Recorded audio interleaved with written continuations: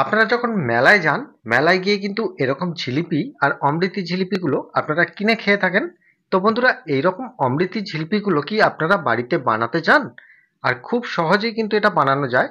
আর এটা আমি দেখাবো প্রাকৃতিক নিয়মে, খামি তৈরি করে চাল গুঁড়ি দিয়ে, চাল গুঁড়ির একদম কড়কড়ে মুচমুচে খাস্তা অমৃতি জিলিপি, যেটা আমি দেখাবো। আশা করি এই রেসিপিটা দেখার পর আপনাদেরকে মেলায় গিয়ে অমৃতি জিলিপি কিনে আর খেতে হবে না, বাড়িতেই আপনারা সহজেই এটা তৈরি করতে পারবেন।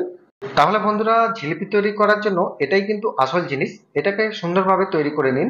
এখানে 300 গ্রাম ময়দা নিন, বা এর থেকে বেশি পরিমাণ ময়দা আপনারা নিতে পারেন। আর এখানে আমি 300 গ্রাম ময়দা দেখাচ্ছি। আর একটা জায়গার ভেতরে নিয়ে নর্মাল টেম্পারেচারে জল দিয়ে এইভাবে গুলে নিতে হবে। দেখুন, খুব নরমও নয় আর খুব পাতলাও নয়, এইরকম ভাবেই কিন্তু গুলে নিতে হবে। গুলে নেওয়ার পর বাড়ির ভেতরেই রেখে দিন, নর্মাল টেম্পারেচারের ভেতরে 24 ঘন্টা থেকে 48 ঘন্টা।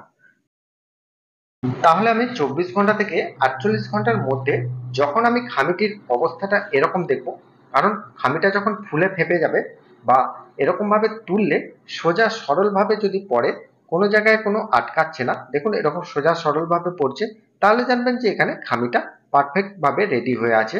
তো এখানে আপনাদের 24 ঘন্টাও লাগতে পারে, বা তার বেশি কমও লাগতে পারে, বা 48 ঘন্টাও লাগতে পারে, একটু খুলে খুলে দেখে নিতে হবে। তো বন্ধুরা, এবারে এখানে চিনি রসটা তৈরি করে নিচ্ছি। এখানে 1 কেজির মতো আমি চিনি দিয়েছি, তাতে আমি জল দিচ্ছি 500 গ্রাম। এবারে এটিকে একটু ভালো করে গলিয়ে নেব। যেহেতু এখানে জলের পরিমাণটা কম আছে, তলায় দেখবেন চিনিটা গলতে একটু অসুবিধা হচ্ছে, তো সেক্ষেত্রে আরেকটু জল দিয়ে দেবেন। জল দিয়ে এইভাবে একটু ভালো করে ফুটিয়ে নেবেন, কারণ রসটিকে একটু মোটা তৈরি করতে হবে, কারণ জিলিপির রসটা একটু মোটাই হয়, না হলে জিলিপিগুলো রসে দেবার সময় কিন্তু নরম হয়ে যেতে পারে। তো বন্ধুরা, হাতে করে অবশ্যই এরকম ভাবে একটু দেখবেন যে হাতে নেওয়ার পর যে একটা সুতোর মতো হালকা ভাবে কাটছে আর কেটে যাচ্ছে। তো বন্ধুরা, তখন জানবেন যে এখানে রসটি কিন্তু পারফেক্ট ভাবে হয়ে আছে। তাহলে এটিকে নামিয়ে নেব। নামিয়ে নেওয়ার পর এটিকে আমি ঠান্ডা করতে দেবো রসটিকে। এবারে রসটি যতক্ষণ ঠান্ডা হচ্ছে, এখানে আমি খামিটিকে নিয়ে নিয়েছি। খামিটিকে নেওয়ার পর এবারে এতে আমি অল্প পরিমাণে একটু জল দিয়েছি, দিয়ে এটিকে একবার মেখে নিয়েছি। মেখে নেওয়ার পর এতে আমি চাল গুঁড়িটা অ্যাড করব। এখানে আলো চালের গুঁড়িটা দেবেন, মিক্সিতেও গুঁড়ে নিতে পারেন বা বাজার থেকে কিনেও আনতে পারেন। আলো চালের গুঁড়ি দিয়ে এখানে সাধারণত 150 গ্রামের মতো আলো চালের গুঁড়িটা এইভাবে দেবেন। আর প্রথমে কিন্তু বেশি জল দিয়ে মাখবেন না, প্রথমে এইভাবে খামিটির সাথে চাল গুঁড়িটাকে ভালো করে মিশিয়ে নেবেন। মিশিয়ে নেওয়ার পর এতে পরিমাণ মতো জলটা অ্যাড করতে হবে। তো বন্ধুরা, কতটা জল দিতে হবে দেখুন। এখানে ভালো করে মিশিয়ে নেওয়ার পর আমি অল্প অল্প করে জল দেব। আর জল দেওয়ার পর আমি তুলে তুলে দেখব যে এখানে আমার খামিটা কতটা নরম আছে। তো বন্ধুরা, এরপরে আমি এতে অল্প পরিমাণে একটু সোডিয়াম বাইকার্বনেট বা খাবার সোডাটা দেব, 1 চিমটের মতো। বেশি দেব না, কারণ লাগলে আমি পরে দিতে পারবো। তো বন্ধুরা, এখানে আমি ওপর থেকে তুলে দেখছি যে এখানে আমার খামিটা পারফেক্ট ভাবে কতটা নরম রাখতে হবে।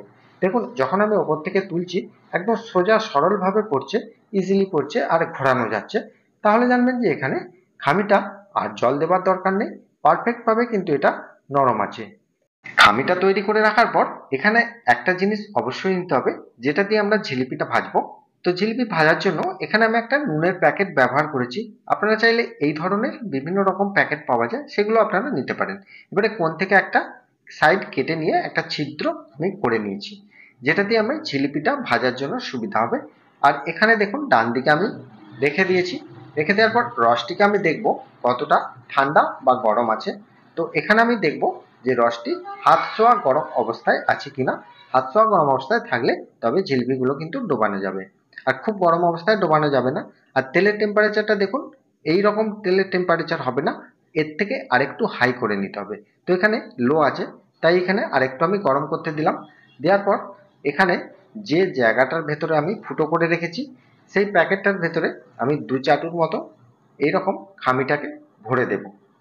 খামিটাকে ভরে দেবার পর এটিকে আমি দেখে নেব যে এর ফুটোটা কতটা সুন্দরভাবে হয়েছে। তো এখানে বন্ধুরা, আরেকটা জিনিস দেখার মতো আছে, যে এখানে যদি আপনারা বেশি পরিমাণে প্রেসার দেন, তাহলে এর জিলিপির যে সাইজটা সরু কাঠি থেকে মোটা কাঠিতে হবে। আর যদি আপনারা হালকাভাবে চাপ দেন, তাহলে কিন্তু সরু কাঠি হবে। আপনারা এই চাপের উপর নির্ভর করছে আপনাদের জিলিপির কাঠিটা কিরকম হবে। তো বন্ধুরা, এখানে তেলের টেম্পারেচারটা এইরকম রাখতে হবে, খুব হাই হিট তেলে কিন্তু জিলিপিগুলোকে ছাড়তে হবে। তো এখানে আমি তেলটাকে হাই হিট করে দিয়েছি। করে দেওয়ার পর আমি ওই যে প্যাকেটটার ভেতরে আমি যেটা ভরে নিয়েছি খামিটা, সেটিকে আমি তলায় একটা ছান্তার মতো দিয়েছি। দেখুন, ছান্তার মতো দেওয়ার পর এটিকে প্রথমে আমি কি করলাম, প্রথমে একটা গোল আকৃতি একটা সরু কাঠির মতো করলাম। করার পর সাইড দিয়ে এইরকম ভাবে একটা ডিজাইন করতে শুরু করলাম। এই এই এই ডিজাইনটাই কিন্তু খুব সহজ, যার জন্য আপনারা বাড়িতে তৈরি করতে পারবেন। সেজন্য এই ডিজাইন বা এই মডেলটাই কিন্তু আপনাদেরকে আমি দেখাচ্ছি। তো বন্ধুরা, আরেকটা মডেল হয়, সেটা আমি দেখিয়ে দিচ্ছি লাস্টে। প্রথমে আমি যেটা সহজ হয় সেটাই আপনাদেরকে আমি দেখাচ্ছি, দেখে নিন একবার ভালো করে। এটা তৈরি করা কিন্তু খুবই সহজ, এমন কিছু ব্যাপার কিন্তু নয়। এইভাবে কিন্তু নিয়ে এইভাবে ঘুরিয়ে ঘুরিয়ে একটা ফুলের মতো ডিজাইন আপনাদেরকে তৈরি করে নিতে হবে। তো বন্ধুরা, আপনারা এই চালগুড়ির যে অমৃতি জিলিপিটা দেখছেন, তো বন্ধুরা আপনাদের মনে অনেকেরই প্রশ্ন আসবে যে অমৃতি জিলিপি সাধারণত বিড়ি কলাইয়ের ডালে হয়। তো বন্ধুরা, এটা সাধারণত মেলায় দেখবেন যে খামি দিয়েও কিন্তু হয়, আর বিড়ির ডালের অবশ্যই হয়, কারণ বিড়ির ডালের যে অমৃতি জিলিপিটা সেটা কিন্তু অরিজিনাল ভাবে হয়। তো এটাও কিন্তু খেতে খুব ভালো লাগে, কারণ এটাকে যদি আপনারা কড়া করে ভাজেন, লাল করে ভাজেন, তাহলে দেখবেন খুব খাস্তা এবং মুচমুচে হয়। তো বন্ধুরা, এইভাবে লাল লাল গোল্ডেন ব্রাউন কালার ভেজে নেওয়ার পর সঙ্গে সঙ্গে এইভাবে ছেঁকে নিয়ে রসের মধ্যে দিয়ে আর সঙ্গে সঙ্গে কিন্তু একটা ছান্তায় করে টিপে দেবেন। কারণ জিলিপিগুলো বা অমৃতি জিলিপিগুলো রসে দেবার সঙ্গে সঙ্গে যদি না আপনারা টিপে দেন, তাহলে কিন্তু রস থেকে আর উপর দিকে যদি ভেসে যায়, তাহলে কিন্তু ওতে কোনো মতেই আর রস ঢুকবে না। কারণ জিলিপির নিয়মই হচ্ছে তাই, যে জিলিপিগুলো ভেজে যদি সঙ্গে সঙ্গে রসে দিয়ে না টিপে দেওয়া হয়, তাহলে কিন্তু ওতে আর রস ঢুকবে না। তো যা ঢোকার কিন্তু প্রথমেই ঢুকে যায়, আর কিন্তু ঢুকবে না। তো জিলিপিগুলো এইভাবে কিন্তু আপনাদেরকে তৈরি করে নিতে হবে। তো বন্ধুরা, আশা করি এই প্রসেসটা আপনাদের বুঝতে কোনো রকম কোনো অসুবিধা হয়নি। তো বন্ধুরা, মেলায় আমরা কিভাবে করি সেটা আমি একটা দেখিয়ে দিচ্ছি। দেখুন, একটা কারিগরের কাজটা আমি দেখিয়ে দিচ্ছি। এটা আমারই একটা মেলার দোকান, সেখানে আমি একটা কারিগরকে দিয়ে জিলিপিটা ভাজিয়ে নিচ্ছি। দেখুন, প্রথমে একটা গোল করে নেওয়া হলো। গোল করে সাইড দিয়ে এইভাবে পেঁচিয়ে পেঁচিয়ে একটা ফুলের মতো ডিজাইন কিন্তু করে নেওয়া হচ্ছে। এর মডেলটা কিন্তু একটু আলাদা হয়ে যাচ্ছে, আমি যেটা দেখালাম সেটা কিন্তু একটা আলাদা। তো বন্ধুরা, আপনারা এই দুটো মডেলের মধ্যে যে কোনো একটা ইউজ করতে পারবেন। এই দুটো মডেলই কিন্তু অমৃতি জিলিপির জন্য চলে। তো বন্ধুরা, আশা করি এই প্রসেসটা আপনাদের বুঝতে নিশ্চয়ই কোনো অসুবিধা হয়নি। আর যদি কোনো অসুবিধা হয় তাহলে আমাকে অবশ্যই কমেন্ট করতে পারেন, কোনো অসুবিধা নেই। এইভাবেই কিন্তু জিলিপিগুলো আপনাদেরকে ভেজে নিতে হবে।